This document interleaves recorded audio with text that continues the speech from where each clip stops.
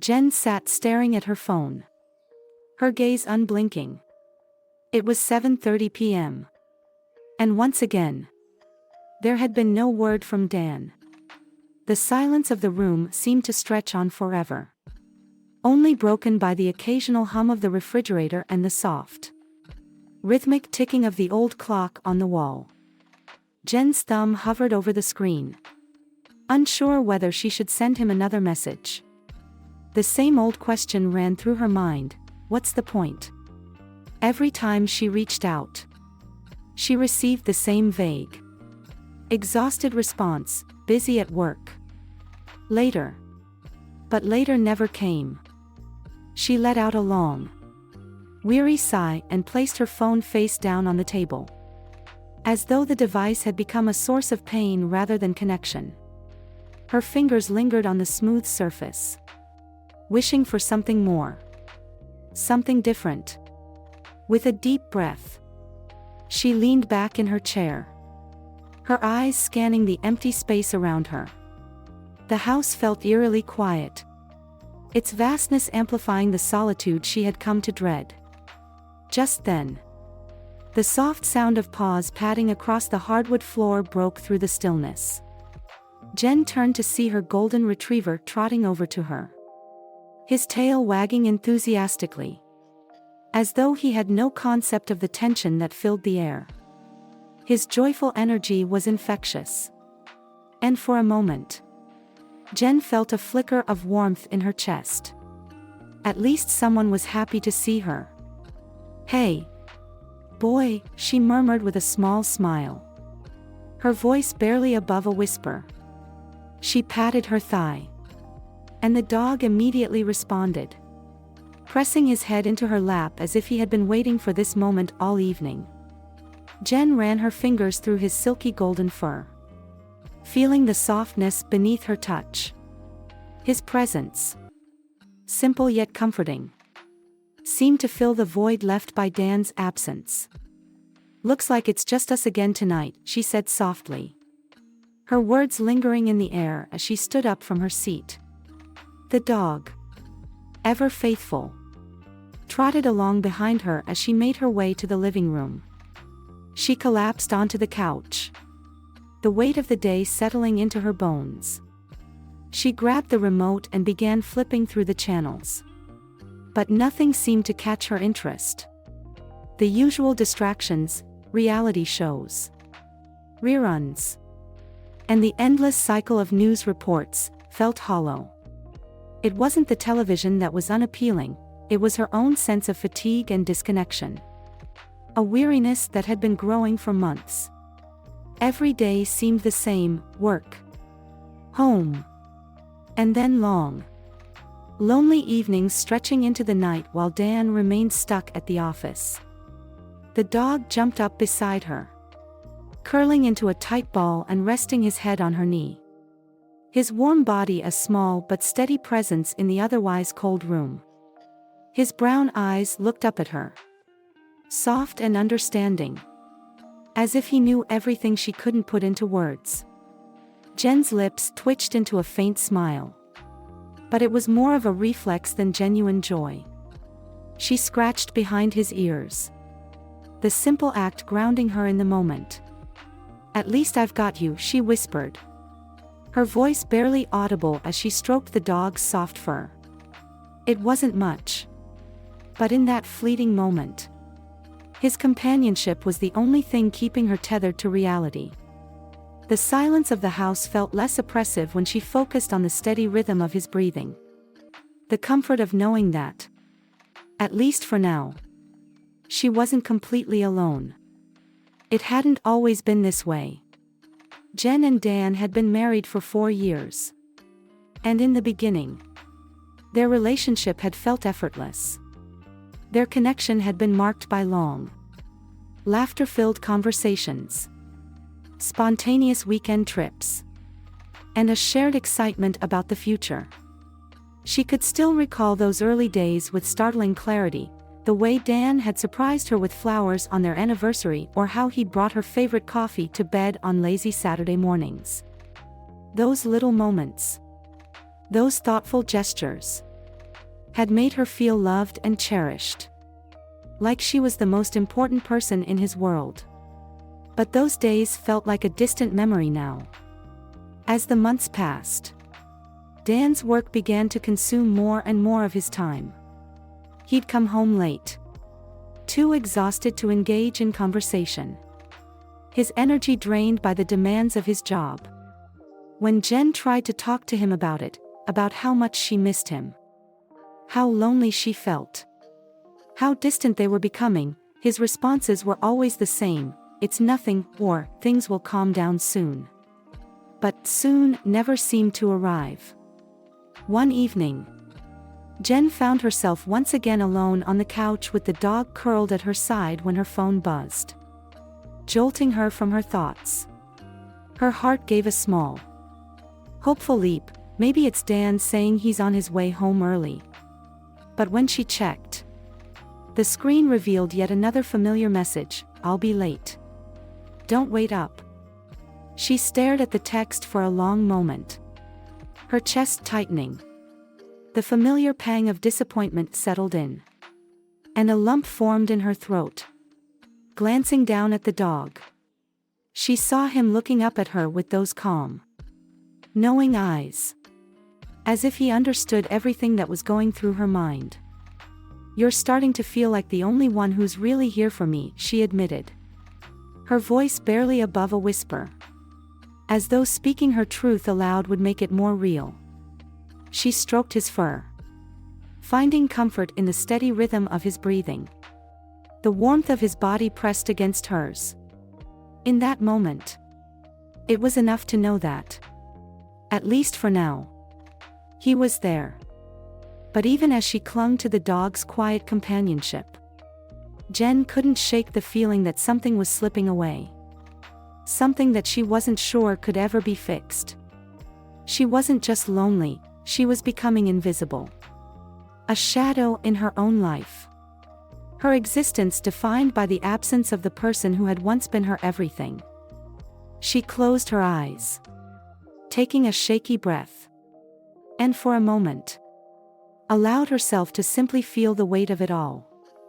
The emptiness of the house, the silence of her heart, and the gentle, unwavering presence of the dog, who, in his own way, was doing his best to fill the spaces where love once was. "It's kind of silly, don't you think? Talking to a dog like this." Jen's voice was soft, almost apologetic, as she sat on the living room floor, her fingers gently stroking the golden retriever's fur.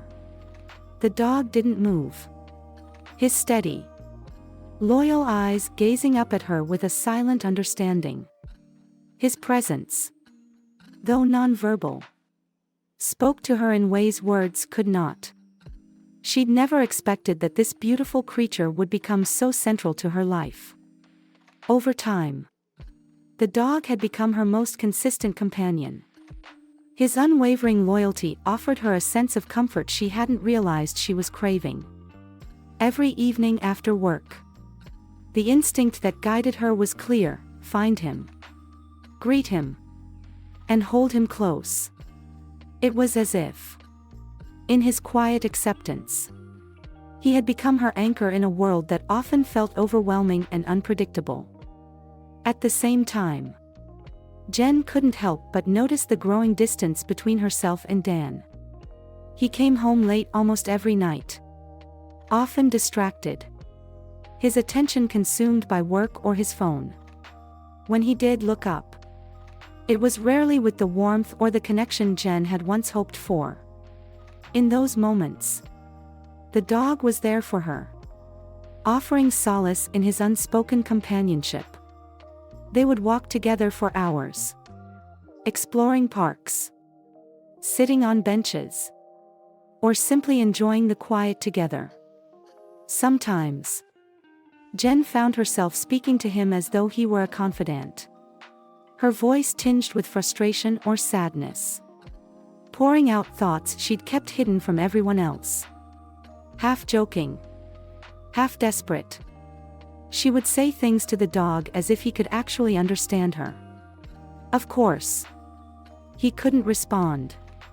But his presence was enough to make her feel less alone. One Saturday afternoon, however, everything shifted. Jen was lying in bed, completely absorbed in a novel. The dog curled up beside her, his head resting contentedly on her lap. It was a peaceful moment. One that had become a quiet ritual for her, a simple escape from the demands of life. She hadn't expected anything to break the calm of the afternoon. But the sound of the front door opening suddenly made her heart race. It was early for Dan to be home. At least by the standards she'd come to expect. He wasn't supposed to be back for hours. Jen straightened up, her fingers still gently brushing through the dog's soft fur. When she saw Dan standing in the doorway, his eyes widened in surprise, taking in the scene before him. Jen, in bed, the golden retriever curled up comfortably at her side. "What's going on here?" His voice was sharp, tinged with disbelief. Jen blinked, a wave of confusion washing over her. "What do you mean?" she asked, her brow furrowing as she shifted slightly, unsure of where the conversation was heading.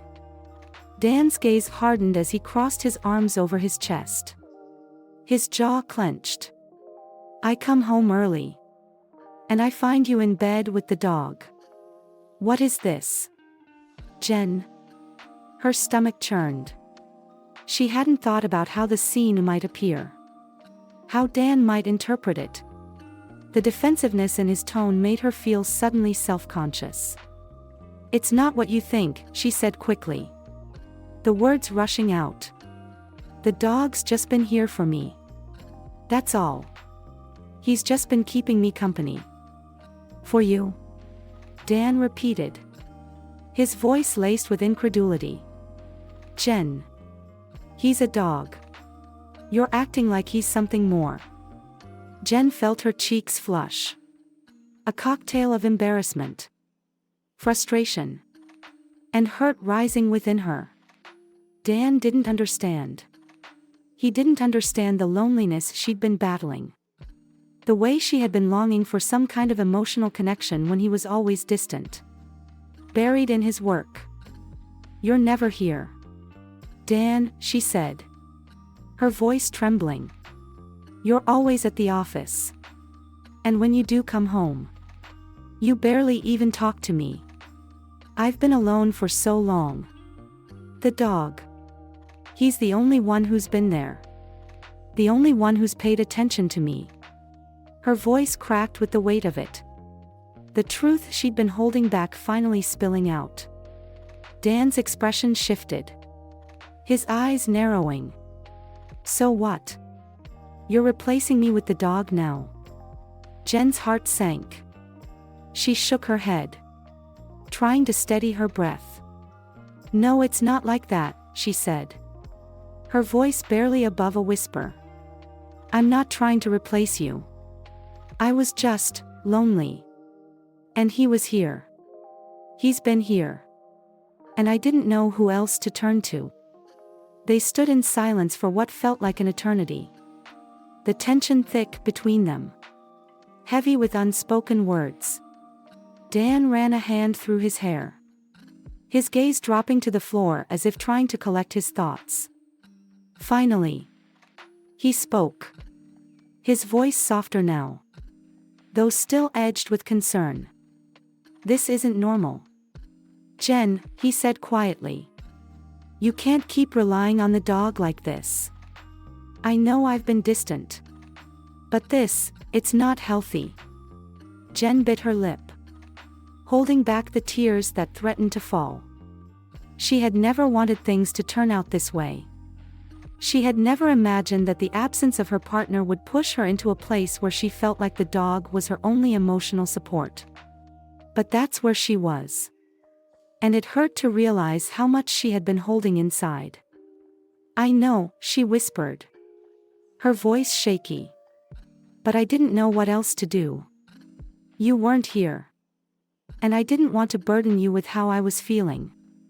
So I leaned on the dog. Because he was the only one who seemed to care. Dan sighed heavily and sat down on the edge of the bed. His shoulders slumped as if the weight of their unspoken struggles had finally caught up with him. He looked weary. Not just from work but from the realization of how far apart they had drifted. "Why didn't you tell me how you were feeling?" he asked. His voice low and vulnerable. Jen wiped her eyes. Her voice trembling. "Because I didn't think you'd care," she confessed. The words tasting bitter as they left her lips. "You've been so consumed with work. It felt like I didn't matter anymore." Dan's eyes softened. And he shook his head. "I never meant for you to feel that way," he said. His voice thick with regret. "But you're right. I've been distant. I thought I was doing the right thing by working hard. But I didn't realize how much I was neglecting us." Jen sat beside him. Her heart heavy with the realization that they had both been lost in their own worlds. Disconnected from each other in ways they hadn't fully understood. "I just want us to feel close again," she whispered. The vulnerability in her voice raw. "I miss how we used to be."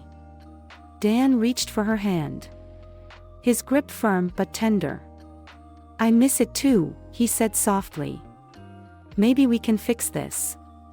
It won't be easy. But I don't want us to keep drifting apart." Jen nodded. A flicker of hope igniting in her chest. "I don't want that either." In the weeks that followed, they took small but significant steps toward rebuilding what had been lost. They sought counseling. Began having open conversations about their feelings. And made time for each other despite their busy lives. It wasn't a quick fix. But each moment of connection brought them closer to a place where they could understand one another once more. Jen knew she couldn't continue to rely solely on the dog for emotional support. He was a wonderful companion. But he wasn't a replacement for the deeper bond she craved with Dan. The golden retriever, though still ever present, no longer filled the emotional gap in the same way. Jen made a conscious effort to lean on Dan to rebuild their connection one small step at a time. They spent evenings together, talking and sharing their days, finding joy in the simple act of being present for one another. Jen came to understand that love wasn't just about the good times. It was about weathering the storms together, navigating the difficult moments with patience and understanding. And in the end, though it had taken an unexpected bond with her dog to help her see the rift between them, she and Dan were finding their way back to each other, one step at a time. Thank you for watching. Don't forget to hit the subscribe button so you can join me in discovering many exciting things in the upcoming videos.